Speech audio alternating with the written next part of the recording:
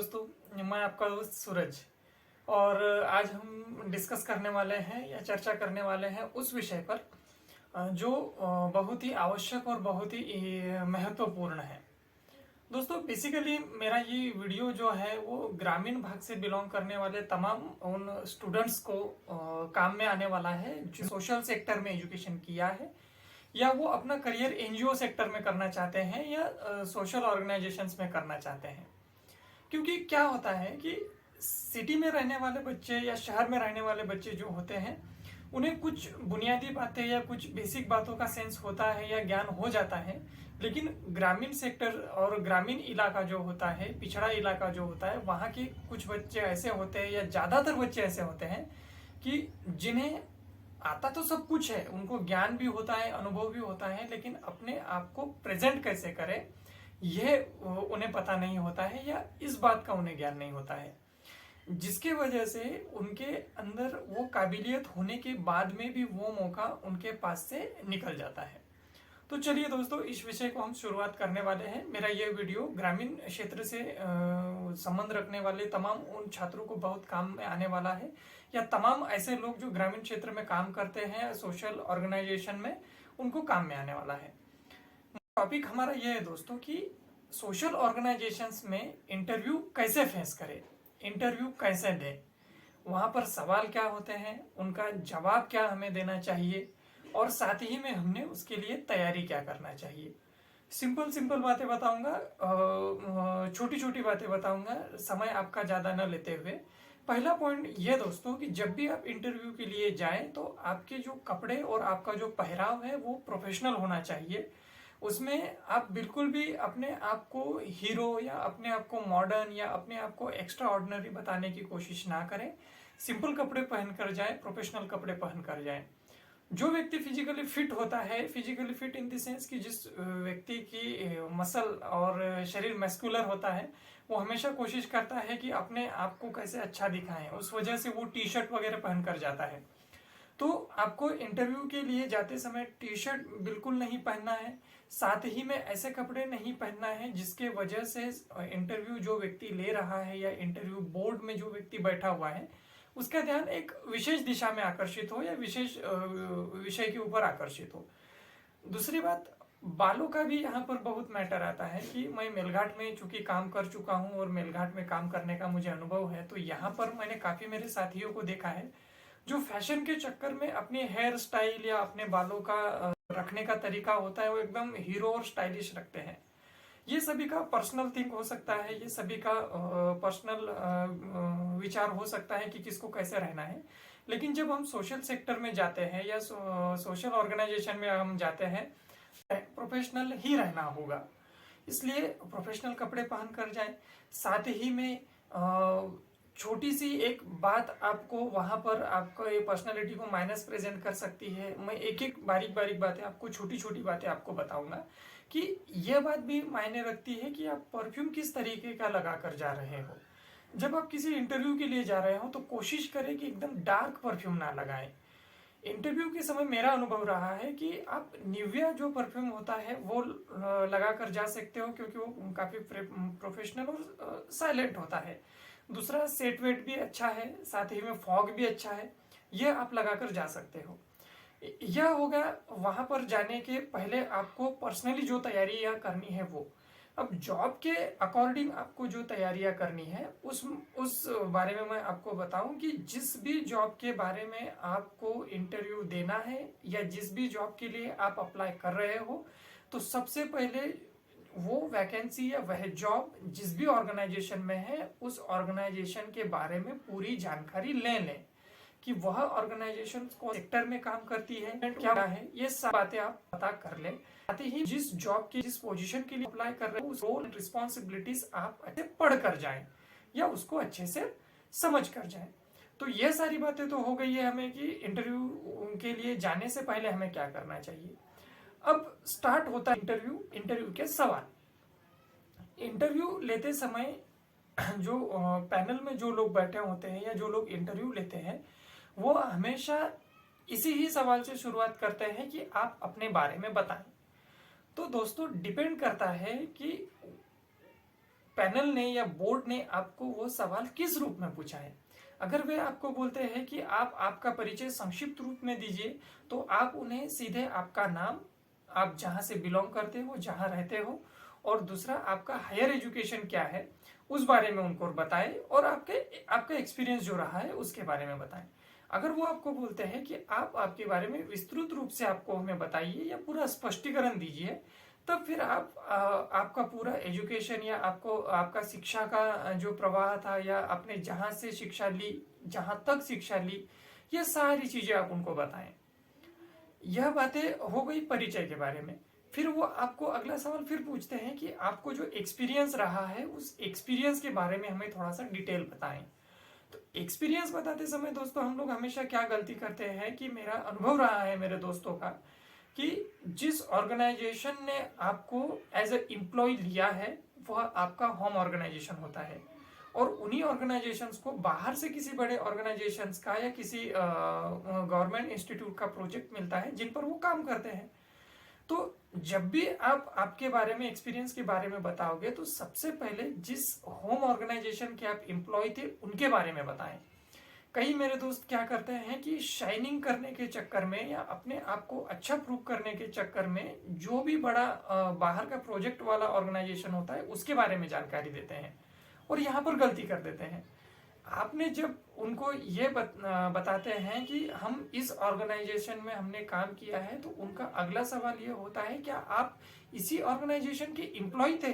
तब आप उनको बोलते हो कि नहीं सर, नहीं मैम, हम यहाँ के एम्प्लॉय नहीं थे। तो इस बात को अवॉइड कीजिए। सबसे पहले आप उनको आपका होम ऑर्गेनाइजेशन था उसके बारे में बताइए, और उसके बाद में आप बताइए कि सर मेरा होम ऑर्गेनाइजेशन या मैम मेरा होम ऑर्गेनाइजेशन तो यह था, लेकिन प्रोजेक्ट इनका था, और उनके बारे में बताइए। एक्सपीरियंस शेयर करते समय आप किस पोजीशन पे थे, आपकी रोल एंड रिस्पॉन्सिबिलिटीज क्या थी, यह सारी बातें आप उनको बताएं। साथ ही में आपने आपकी उस जॉब से क्या लर्निंग किया, आपने क्या सीखा और काम किया है। वहां की कुछ नकारात्मक बातें या निगेटिव बातें भी हो सकती है, लेकिन यह बातें जब आप उनको शेयर करोगे या उनको जब आप बताओगे तो इसको ज्यादा निगेटिवली मत बताइए, क्योंकि क्या होता है कि वो आपको इस तरह जज कर सकते हैं कि यह व्यक्ति निगेटिव ज्यादा है, ये निगेटिव बातों को ज्यादा फोकस करता है। हाँ, डिपेंड करता है ये आपके कम्युनिकेशन स्किल पर कि आप उसी निगेटिव बातों को, उन्हीं निगेटिव बातों को पॉजिटिव वे में कैसे बता सकते हैं। कम्युनिकेशन स्किल पर डिपेंड करता है। ये हो गया आपका एक्सपीरियंस के बारे में। अगला सवाल उनका होता है कि आपको इस पोजीशन के बारे में कहां से पता लगा। हाँ, ये बात अलग है कि सवाल आगे पीछे हो सकते हैं कि इस पोजीशन के बारे में या इसके बारे में आपको कहां से पता लगा।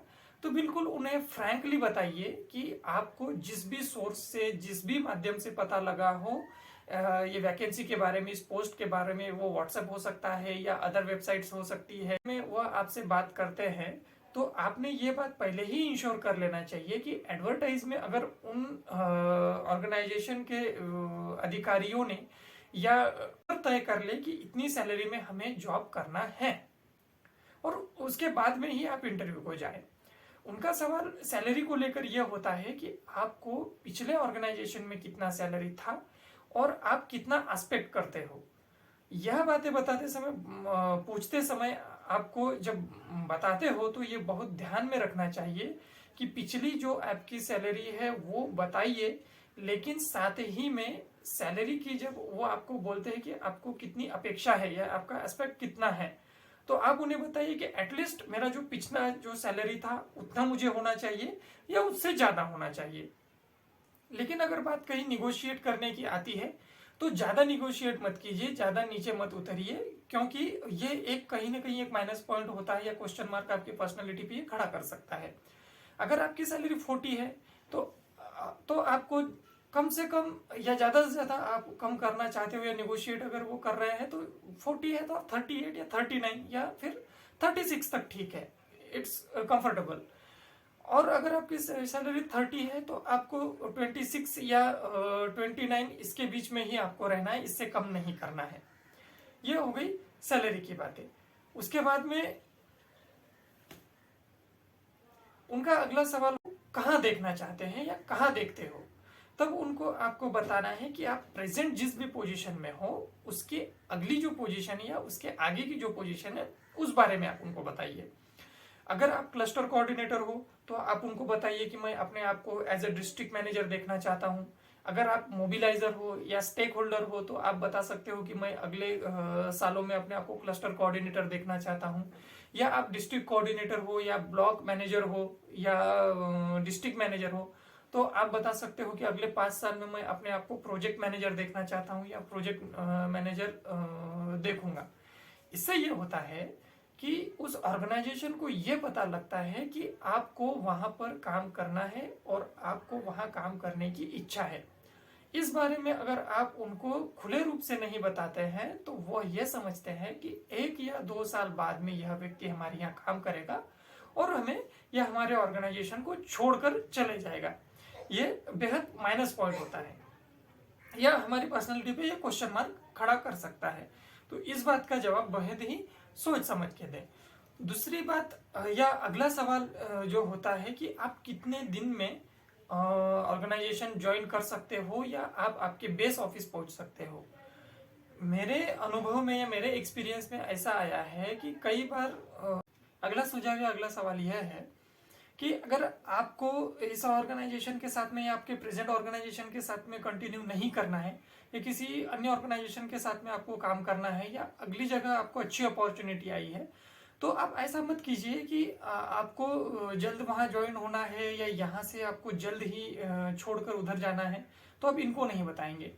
आपने जब भी ये डिसाइड किया, जब भी आप ये सोचते हो कि मैं इस ऑर्गेनाइजेशन को कंटिन्यू नहीं कर पाऊंगा तो आप वहाँ के एचआर डिपार्टमेंट को या वहाँ के बॉडी मेंबर्स जो भी है या जो आपके रिपोर्टिंग पर्सन है उनको बिफोर 30 डे उनको बताइए। 30 दिन पहले उनको बताइए कि सर या मैम मैं 1 महीने बाद में इस जॉब को या हमारी ऑर्गेनाइजेशन को कंटिन्यू नहीं कर पाऊंगा, इसलिए मैं आपको 30 दिन पहले सूचित कर रहा हूं कि 1 तारीख से मैं नहीं आऊंगा। वो बहुत सारी वजहें हो सकती है उसको छोड़ने के लिए, उस जॉब को छोड़ने के लिए या उस जॉब को स्किप करने के लिए या लेफ्ट होने के लिए। यही सेम पैटर्न आप जब नए किसी ऑर्गेनाइजेशन के साथ में जुड़ रहे हो या इंटरव्यू हो रहा है और वो आपको पूछ रहे हैं कि आप कितने दिन में ज्वाइन कर सकते हो तो जल्दबाजी में आप उनको ये मत कह दीजिए कि मैं 8 दिन में ही ज्वाइन कर लूंगा, 10 दिन में ही ज्वाइन कर लूंगा, क्योंकि आपने आपके ऑर्गेनाइजेशन को बताया है 2-4 दिन पहले कि मैं जॉब छोड़ने वाला हूं और अगली ऑर्गेनाइजेशन को आप बता रहे हो कि मैं 8-15 दिन में ज्वाइन कर लूंगा। तो ये गलती बिल्कुल भी ना करें। इनका नोटिस पीरियड पूर्ण समाप्त हो ऐसा ही समय आप उनको दीजिए ताकि आप अच्छे से वहां पर आपकी जॉब के साथ में कंफर्टेबल रहो। अब लास्ट में मैं आप एक सजेशन देना चाहूँगा। कई बार मुझे ये सवाल आते हैं कि मेरे इलाके के लोग या ग्रामीण क्षेत्र के लोग या जो लोग ज़्यादातर गाँव में ज़मीनी स्तर पर काम करते हैं या गाँव के होते हैं उनको इंग्लिश को लेकर बहुत डर होता है। तो यह बात आप बिल्कुल अपने जहन से निकाल दें कि इंग्लिश की वजह से हमारा करियर प्रोफेशनल करियर नहीं है। इस बात को मैं 1% भी नहीं मानता हूँ, क्योंकि इंग्लिश ये एक लैंग्वेज है। हाँ, लेकिन इसको मैं 1% भी नहीं मानता हूँ इसका मतलब ये नहीं है कि इंग्लिश का इम्पोर्टेंट नहीं है। इंग्लिश बेहद महत्वपूर्ण है। ये बहुत महत्वपूर्ण रोल अदा करती है हमारे करियर में या हमारे प्रोफेशन में, क्योंकि ग्लोबल लेवल पे या नेशनल लेवल पर जब हम बात करते हैं या प्रेजेंटेशन करते हैं या कार्य करते हैं या रिपोर्ट राइटिंग करते हैं तो वहाँ पर लोकल लैंग्वेज में बहुत कम लिखा जाता है, ज़्यादातर इंग्लिश में ही लिखा जाता है। तो आपके प्रोफेशनल करियर के लिए आपको आपकी इंग्लिश को स्ट्रॉन्ग करना बहुत ज़रूरी है और बेहद ही महत्वपूर्ण है। और इंग्लिश को डरने की ज़रूरत नहीं है, क्योंकि इंग्लिश एक लैंग्वेज है। जिस तरह से हमारी अगर मदर टंग हिंदी है तो हिंदी तो हमें आती ही है, साथ में हम मराठी भी सीख लेते हैं। अगर हमारी मदर टंग मराठी है तो मराठी तो हमें आती है लेकिन हम हिंदी भी सीख लेते हैं। उसी तरह हमारी मदर टंग या लोकल लैंग्वेज जो भी हो हम इंग्लिश सीख सकते हैं। उसके कई सारे सोर्स होते हैं, उनके जरिए हम सीख सकते हैं या अपने आप को अच्छा प्रेजेंट करने के लिए, स्ट्रॉन्ग प्रेजेंट करने के लिए इंग्लिश के जरिए जा सकते हैं। जिस जर्नी को आपको कंप्लीट करने में कम से कम 5 से 6 लग रहे हैं, उसी जर्नी को आप कम्युनिकेशन स्किल की एबिलिटी, आपकी इंग्लिश लैंग्वेज के आप 3 इयर्स मतलब 3 साल में अचीव कर सकते हैं। ये मेरा पर्सनल अनुभव रहा है। तो टॉपिक हुआ है खत्म। इसी तरह वीडियोस बनाते रहता बना आप मेरे साथ में जुड़े रहने के लिए मेरे यूट्यूब को सब्सक्राइब करना होगा, लाइक करना होगा, शेयर करना होगा।